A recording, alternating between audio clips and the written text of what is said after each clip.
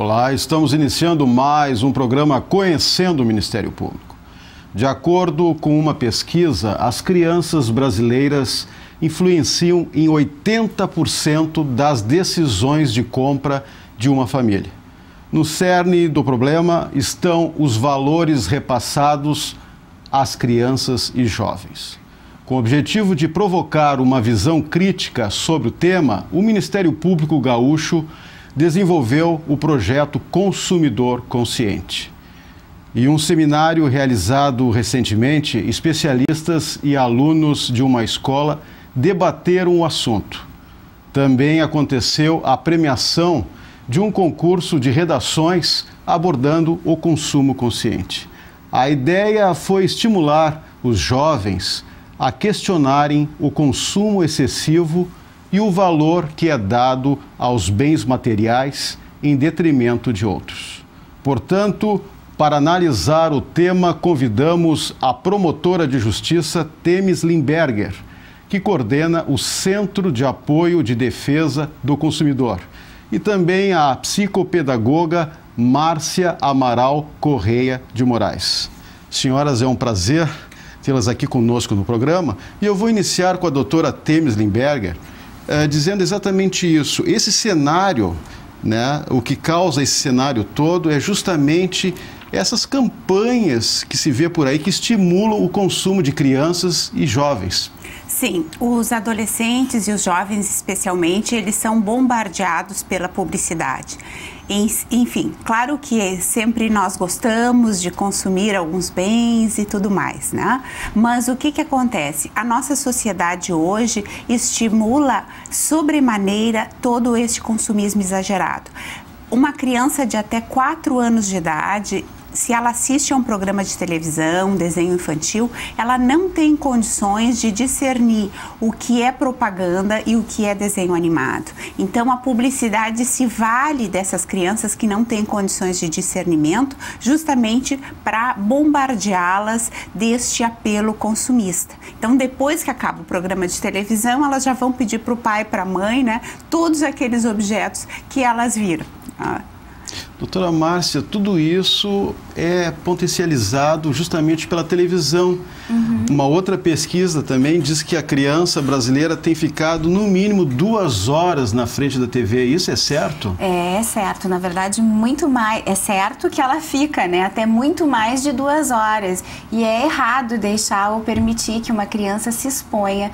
Tem pesquisas que apontam que até os 2 anos a criança não deveria assistir televisão, né? E depois dos 2 anos em diante, no máximo 2 horas, em função de uma série de prejuízos que a criança pode ter, não só na ordem dos valores, mas inclusive de ordem cognitiva, né? Quer dizer, todo o funcionamento do cérebro e das próprias conexões cerebrais ficam prejudicados em função, né, do tipo de interação que o telespectador estabelece com a televisão, que a gente chama de uma mídia de recepção. Portanto, eu não ajo intelectualmente, eu só recebo, né? E isso, claro, prejudica o juízo crítico desse sujeito enquanto consumidor, enquanto pessoa, né, enquanto cidadão.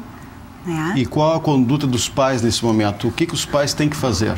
Olha, os pais têm que ser pais, né? Eu vou usar bem essa expressão porque, na verdade, família precisa de convívio, precisa de diálogo e, infelizmente, a televisão tem ocupado o lugar, vamos dizer, de agente educativo dentro das casas, né? E ela é, muitas vezes, um agente deseducativo. Então, os pais deveriam limitar essa exposição da criança à televisão e, de preferência, assistir aos programas juntos, questionando, conversando, né? E propondo outras atividades que não só essa de ficar como um sujeito passivo diante, né, do aparelho televisivo. E com relação ao conteúdo da programação, o que poderia ser feito? Olha, isso eu acho muito interessante porque como a gente tem uma cultura de consumo acima de tudo e uma sociedade absolutamente consumista, né, e lógico que quem pensa isso não são as pessoas comuns, né, o cidadão comum, mas enfim, quem tem o poder de controle disso, a televisão poderia ser um espaço sim muito educativo, só que ela não é. Então, se nós pudéssemos fazer uma análise estatística do tipo de programa que se tem na televisão, nós vamos encontrar violência em demasia, nós vamos encontrar a questão da erotização infantil também em demasia, né? O apelo à questão do consumismo e não do consumo também em demasia, e valores de desagregação, se nós formos prestar atenção, muito mais do que da família que se organiza, que se educa, são valores de massificação. Se a televisão fosse utilizada para o contrário, até porque ela atinge praticamente todas as casas dos brasileiros, né? Mesmo quem não tem que comer tem televisão, certamente a cultura que se criaria seria outra. Claro. Doutora Temes, o certo é que parece que precisamos resgatar alguns valores que perdemos. Sim, justamente a ideia e a proposição do Seminário Consciente é justamente esta, né? Que nós pensemos que valores nós queremos na sociedade. Porque parece que hoje nós vivemos justamente esse vazio em prol da o que acontece é a desagregação da família, a perda das relações interpessoais, isto é, as pessoas na família ou nos grupos de amizade, ao invés de conversarem, de interagirem uns com os outros, né? Parece que tudo isso fica num segundo plano e as pessoas ficam passivamente, por vezes, na frente da televisão ou vão a um shopping center para fazer compras, né? Ao invés de terem horas de convívio assim mais prosaicas, frequentarem as praças, tomarem um pouco de sol, brincarem com as crianças, né? Então parece que como tudo isto está se perdendo, o que se coloca dentro deste vazio é o consumismo. Então é a falsa ideia de que a felicidade se compra no shopping center. Ora, no shopping center você pode comprar N coisas, mas a felicidade não. E mais, por vezes, essa felicidade é uma felicidade muito fugaz, né? Você adquire um objeto, você fica contente, mas depois você já cai no vazio de novo se você não for um cidadão realmente com a sua carga de valores. E daí você vai em busca daqueles momentos, né, de contentamento e vai adquirindo um novo produto. E isto é muito grave, porque por vezes nós vemos pessoas, conforme a Márcia já tinha apontado, que não conseguem nem dar cargo da sua subsistência mínima e acabam super endividados justamente por não terem essa noção e por irem buscar nas compras a felicidade. Então isso é um problema muito grande, porque as pessoas acabam se endividando, não tem como pagar, né? E vão caindo muitas vezes nessa lógica perversa, entre aspas, do mercado e vão cobrando juros sobre juros desse cidadão e por vezes as dívidas se tornam impagáveis. Então realmente assim, nós estamos muito preocupados com a questão do consumismo exagerado e por isso que o Ministério Público resolveu promover a discussão do consumidor consciente. Falando em consumismo e em shopping centers, eu vou colocar aqui uma questão só para ilustrar. Há jovens, adolescentes, né, que toda hora estão pedindo dinheiro para o pai, para a mãe, quer dizer, não contém não faz a economia que devem fazer. E outra questão que a gente enxerga muito nos shoppings, nas lojas, crianças de 5, 6 anos batendo o pé, sapateando, eu quero aquele brinquedo. Essa é a questão. Voltando assim ao aspecto da organização familiar e da sociedade que nós temos hoje, como os pais estão muito ausentes em função da luta pela sobrevivência, que a gente até poderia questionar que sobrevivência é essa, porque na verdade existe uma série de exigências hoje para a gente se perceber como bem na vida, né? Ou seja, eu tenho que ter um carro, eu tenho que ter determinados bens materiais que na verdade seriam, digamos, elementos definidores do bem-estar social, econômico que essa família tem. Então, os pais estão muito ausentes e tendem a compensar essa ausência. Isso é um jargão, mas é um jargão verdadeiro, com bens materiais para os seus filhos. Então, eu fiquei muito longe de ti, mas eu te trago um presente. Isso gera a ideia de que o objeto presente, materialmente representado, ele é um valor. E aí a criança que inicialmente não solicita isso, uma criança com 2 anos, 1 ano, ela aprende, né, que a representação do afeto, ela vai ser, na verdade, manifesta pelo objeto que ela recebe. Então, eu quero. E por que ela faz isso? Porque já tem uma experiência que respalda esse tipo de manifestação, né? E o que o pai e a mãe deveriam fazer é dizer, não vai, não é isso, né? E pais também que não repreendem, na verdade, não estabelecem limites quando...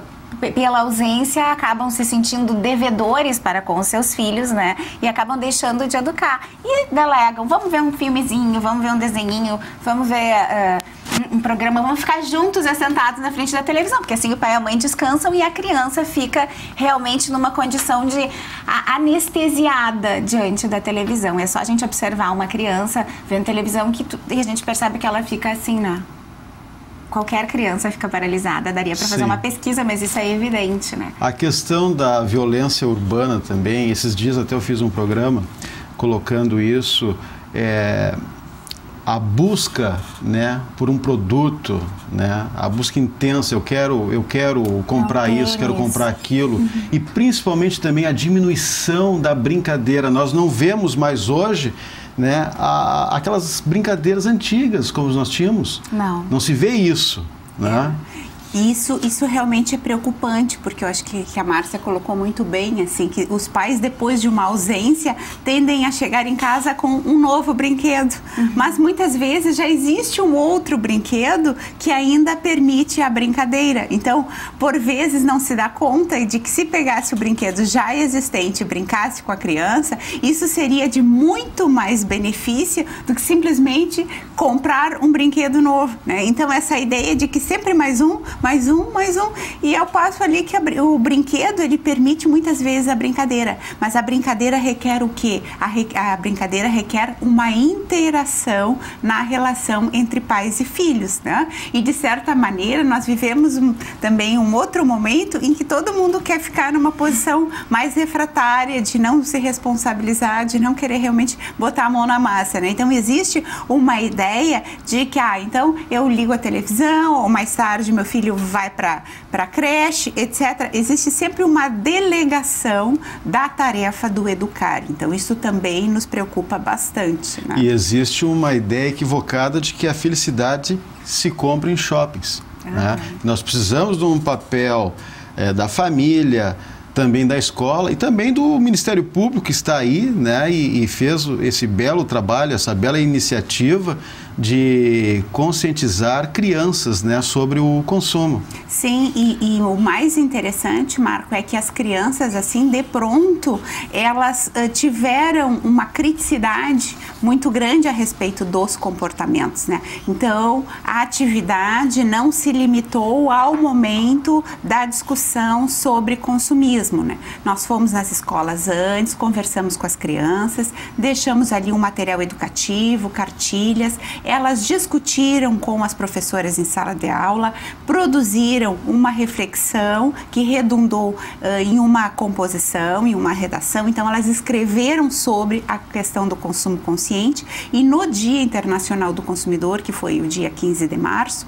nós promovemos, então, o debate interdisciplinar no Memorial do Ministério Público, com a presença de educadora, psicopedagoga, uma publicitária e também uma jurista, né? Então, cada uma procurou dar um enfoque da questão do consumismo para as crianças. E as crianças debateram, foram muito participativas e depois formularam, né, aquilo que eles acham que seria o consumidor consciente, né? Então, eles tiveram uma criticidade a respeito disso e foram apresentados os números dizendo, olha, não precisa ficar horas e horas na televisão. Então, nós falamos que a média, né, das crianças na frente da televisão é de 2 horas. E é interessante que essas 2 horas já é o tempo descontado da internet. Se nós formos pesquisar, bom, quanto tempo a criança fica na frente da televisão e, por vezes, na frente da internet, né, seria ainda um tempo tempo superior. E algumas delas nos comentaram que ficam até um número muito superior, falaram em 4, 5 horas, 8 horas na frente da televisão, né? Então isso revela uma ausência muito grande da família ou de cuidadores, né? Porque por vezes não pode ser o pai ou a mãe, mas então existe alguém ali que faz o papel também de brincar com as crianças nessas horas. E qual foi o balanço que o Ministério Público fez do concurso de redações? Olha, como eu te disse, assim, a resposta, né, nos deixou muito felizes, né, porque nós vimos que as crianças, quando instigadas a pensar sobre, né, quando você mais ou menos dá uma chacoalhada e pergunta, bom, isto está acontecendo desta maneira, mas será que isso é o desejado? Será que isso é o adequado, né, em matéria de comportamento? E você questiona essa conduta, as crianças todas conseguiram fazer uma reflexão sobre isso. Então, isso nos gratificou muito, porque não significa também que é um carro lomba abaixo e que não tem solução e que vai se estatelar lá embaixo. Não, existem formas de você reverter isso. Né? Com programas educativos, com discussão nas escolas, conversas nas famílias, né? Proposições de outras atividades, a gente vê que a criança reage bem, que ela adere a uma nova proposta. Certo. Quero colocar aqui que a doutora Márcia, ela atua no Instituto Federal de Educação, Ciência e Tecnologia do Rio Grande do Sul. E a pergunta é exatamente essa: o que precisamos para educar as crianças em relação ao consumo? Qual é a orientação que a senhora dá? Olha, em primeiro lugar, eu vou retomar, tem coisas que a gente não pode fugir, como a questão dos valores, né? A criança precisa de desenvolvimento intelectual, físico e moral. E essa questão do desenvolvimento moral, que é muito diferente do moralismo, né? Ela é fundamental e ela tem sido esquecida dentro das famílias, né? Se o valor é comprar, logicamente, a criança vai aprender que o valor é comprar. Então, os pais deveriam refletir em torno daquilo que orienta, o que nós pretendemos, né, para nós mesmos e para os nossos filhos. O que é o mais importante dentro da nossa casa? Por que isso? Não é o momento, mas se nós fôssemos voltar um pouquinho, né, no modo como a criança se desenvolve, a gente vai entender que na base dela, a primeira coisa que ela quer na construção dos afetos é agradar a autoridade paterna e materna. Né? Então ela busca afinidade com esses dois entes, com esses dois elementos importantes, né? Nessa triangulação pai, mãe, filho ou pai, mãe e filhos. Tudo que a criança quer é agradar os seus pais. Então, o agradar implica afinar-se, né? E se, eu quero isso, é um jogo. Se o pai e a mãe vão devagarinho dizendo o importante é a gente ou ler, ou passear, ou correr, propõem essas atividades, vivem isso, a criança vai aprender isso. Tem até um vídeo que mostra na internet, muito utilizado, né? As crianças fazem aquilo que elas veem, e é verdade. E não adianta o pai e a mãe dizerem, meu filho, tu tem que ler, por exemplo, né? Se o pai e a mãe não leem. Né? Então, as coisas, a maior e melhor forma de educar alguém é viver, é a gente ser o espelho, o exemplo. E eu acho que há uma grande contradição, um grande paradoxo entre aquilo que as famílias falam e aquilo que elas fazem. E as crianças vão repetir o que elas fazem e não o que falam. Agora, tem muitos pais que trocam tarefas, comportamentos dos filhos por presentes. Lógico, e é exatamente isso. Quer dizer, a coisa da compensação, da recompensa, também é um erro. Por exemplo, passou no colégio, isso, né? Vou te dar uma bicicleta se tu passar na escola, se tu não reprovar. Um erro, porque esse é o trabalho do teu filho, né? E essa é a obrigação que a criança tem que ter, porque ela vai ter que começar a construir uma coisa chamada noção de dever, que é fundamental para que ela possa se constituir como uma pessoa plena, com senso de afeto, de responsabilidade, de compromisso, porque senão é o que nós encontramos hoje no nosso país mesmo, uma série de eventos de corrupção, né? Por quê? Porque são pessoas que não construíram o senso moral. A verdade é isso, a questão ética, né? Que começa desde a primeira infância e que é uma grande construção que se vai fazendo, né? Eu vou colocar uma outra questão para a senhora que eu creio que afeta mais aos pais do que a criança, que é o seguinte: digamos, uma família tem 2 filhas, certo, né? Uma precisa de um sapato, né? Que está velho, precisa daquele sapato. Aí o pai vai na loja, compra o sapato para ela, mas pensa, reflete, diz: não, mas já que eu comprei um sapato para ela, novo, também eu vou dar um novo para outra filha. Se a construção dos valores é em torno da necessidade, né, de consumo, porque a gente precisa consumir, é óbvio, né, e nem a ideia não é que não se consuma, porque senão a economia, né, fale. A ideia de necessidade, eu tenho uma necessidade real desse objeto para ser consumido? Sim, eu tenho. A outra filha não tem, então não é um presente. Essa discriminação é que tem que ser feita. Existem datas para se dar presentes que já foram instituídas pela sociedade capitalista, né, como forma de expressão do carinho.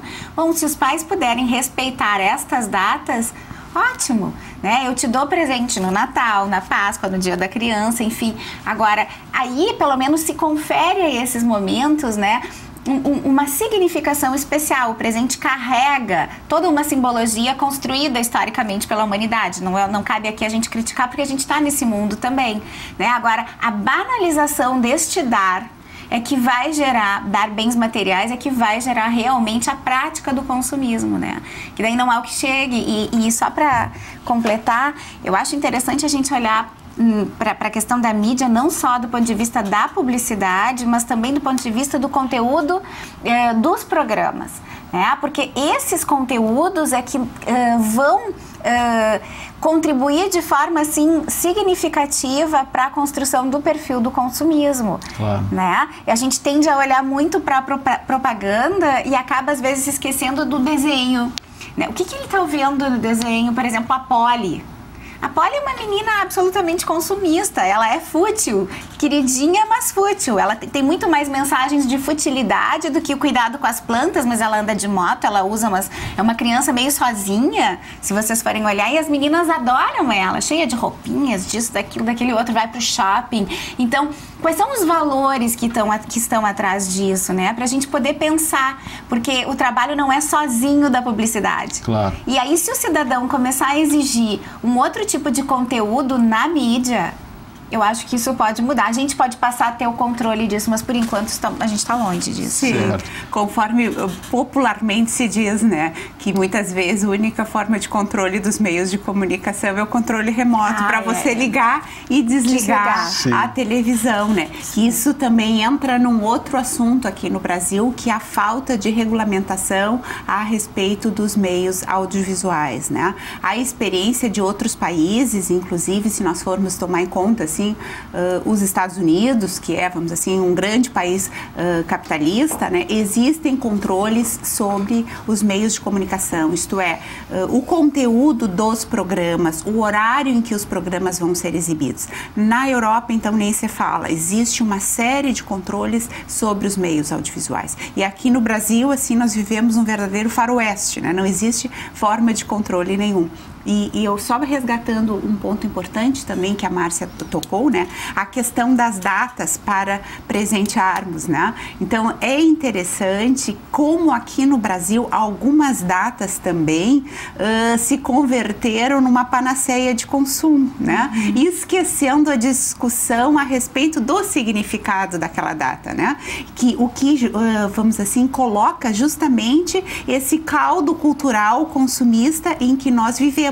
Que consumismo é diferente de consumo, né? São duas coisas completamente diversas, né? Uma coisa é o consumo necessário para a sobrevivência e outra coisa é o consumo exagerado que desborda no consumismo. Então, assim, em outros países é muito interessante a experiência, por exemplo, que se tem, né? Você chega na Europa e daí é Páscoa. E aqui hoje eu li o jornal, né? E já estavam assim cadernos, encartes cheios de ovos de Páscoa. E lá eu me lembro que eu resolvi presentear alguém com algum chocolate na Páscoa. As pessoas me olharam com uma cara de surpresa, dizendo tipo assim, olha, o que é isso? Por que você está me dando chocolate só porque é Páscoa? Porque lá o costume no dia de Páscoa há um almoço entre as famílias e daí o padrinho da criança ou a madrinha, eles trazem a sobremesa, que é uma determinada torta característica, e isto é o presente, algo que todos confraternizam, né? E a questão do Natal também, aqui dia 24, aquela árvore, despencam presentes, etc, né?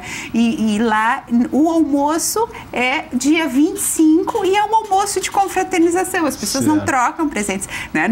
Até no dia de Reis existe até uma troca de presentes, mas enfim, aí nós vemos como tudo isso realmente é cultural. Claro, uma outra questão, doutora Themis, a publicidade muitas vezes ela não difere o público-alvo, né? Porque tem pessoas que têm condições de consumir e outras não. Não, e a televisão ela faz, ou outros mecanismos, né? Falo mais da televisão porque é o que atinge o maior número de brasileiros. Se nós formos para outros meios de comunicação, como jornal, etc., revista, o número de pessoas que têm acesso é bem menor. Mas falando da televisão, assim, que perpassa todas as nossas classes sociais, né? De A a E. Né? O que se vê? Você tem uma propaganda padrão e aquela propaganda padrão entra nas casas de classe média alta, dos ricos e até daqueles que são praticamente excluídos sociais. E isto leva uma ideia de que se eu for uma pessoa bem feliz, bem sucedida, eu vou ter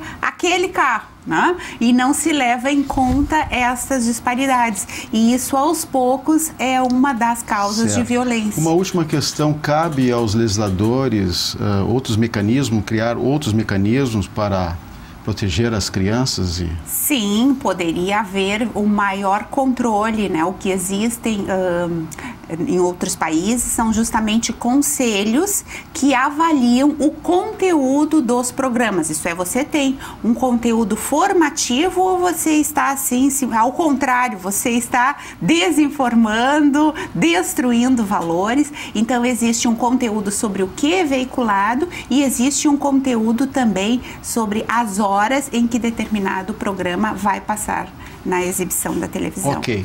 Uma última questão também para a doutora Márcia. Cabe a responsabilidade dos pais, responsável dos pais.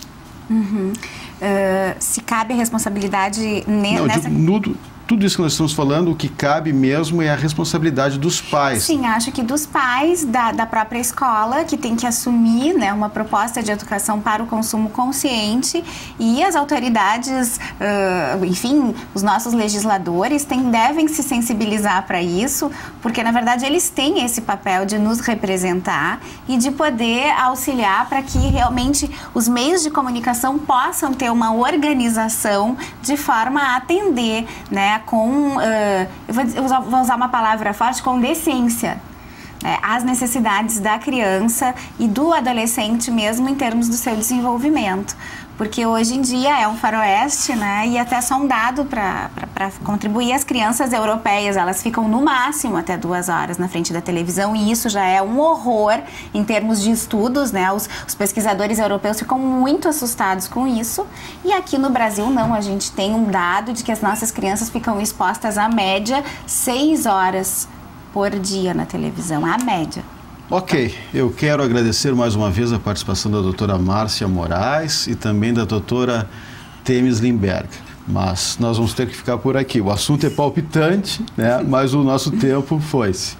Na próxima semana voltaremos com mais um assunto de interesse no Conhecendo o Ministério Público. Até lá!